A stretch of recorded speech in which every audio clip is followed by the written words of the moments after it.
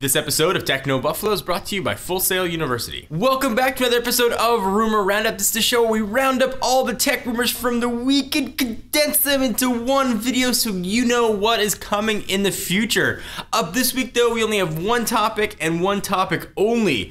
We're going to talk about the next generation PlayStation, the PS4, Orbis, whatever you want to call it, but there's a ton of rumors coming and they are coming fast and furious. So this is Rumor Roundup. Let's talk some PS4.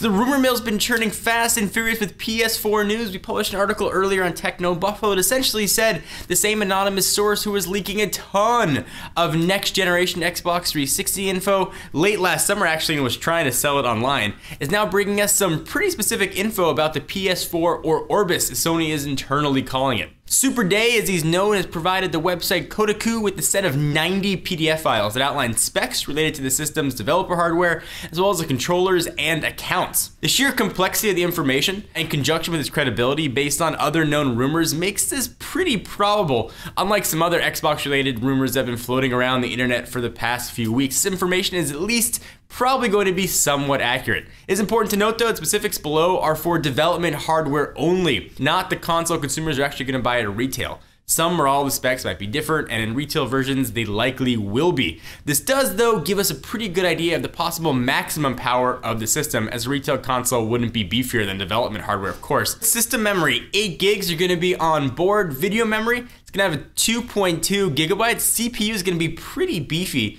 You're going to have 4 dual-core AMD 64 bulldozers. GPU is an AMD R10. It's going to have 4 USB 3.0 ports, 2 Ethernet ports. Audio output, we're going to have HDMI, optical 2.0, 5.1, and 7.1 channels. Blu-ray support, and 160 gigabyte hard drive. You can expect that hard drive size though to get much larger probably by the time the console launches, as there's going to be a huge push for downloadable content. In addition to hard drives on the console itself, the documents have some pretty interesting tidbits about how you'll control the games it plays. The system will of course support 6-axis and DualShock 3 controllers, and it appears to support the Move controller as well, so if you want to use that little ice cream cone looking thing. So it obviously has a lot in common with the current PlayStation controller. The big key is that it's going to feature, rather than a touchscreen as a lot of folks had guessed before, it's going to feature a capacitive touch pad. It's going to support 2 multi-point touch and click input.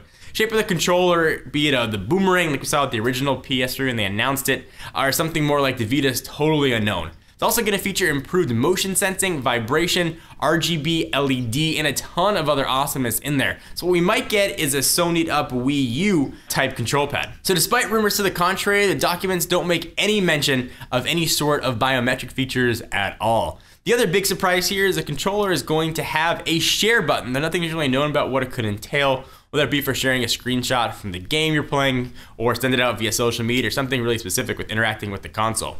Documentation goes into a ton of detail about how accounts are going to work on the system as well. One of the most interesting aspects of the accounts though is that they apparently will sync with the controller within the system as well and automatically bring up the option to log in with your personal account, although accounts aren't locked to controllers. This could bring new meaning to the age-old "that's my controller" fight that we might have been having with siblings for the past few decades. I know I have with my sisters when I was growing up. With my wife now, I gotta use when I play my games the gold controller. Makes me feel like James Bond. Again, all it needs to be remembered though is this is a rumor, but it does seem pretty plausible and it could be pretty interesting to see how this compares to whatever Sony ends up showing at E3, Gamescom, or wherever else it finally gets unveiled at. Those specs are incredibly beefy. Are the specs enough though to keep the console current for 10 years? That really is yet to be seen. I will say this for Sony. The PlayStation 3 when it launched had crazy awesome beefy specs, and it has kept up pretty nicely with technology over the past decade. So you gotta figure Sony knows a thing or two at making sure the console does not become obsolete over the years.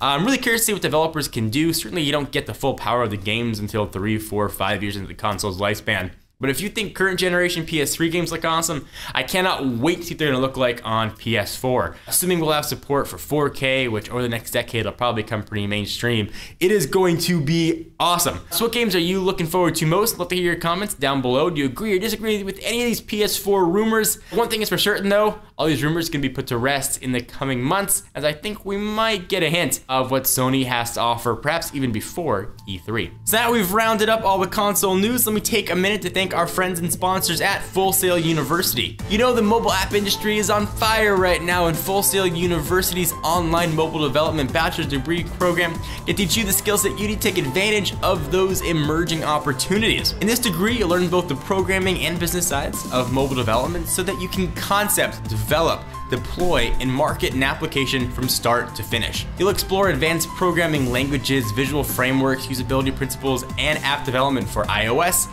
and Android operating systems. Between the App Store and Google's Play Store, over 50 billion apps have been downloaded with really no sign of slowing down. If you feel like you're ready to master technology, compete in the software in this rapidly growing industry, check out fullsail.edu/technobuffalo to learn more about this online program. Again, it's fullsail.edu/technobuffalo. So thank you guys for watching another episode of Rumor Roundup. Check us out at technobuffalo.com to hear these rumors before they air on the show. I'm John Rettinger. I'll see you next video.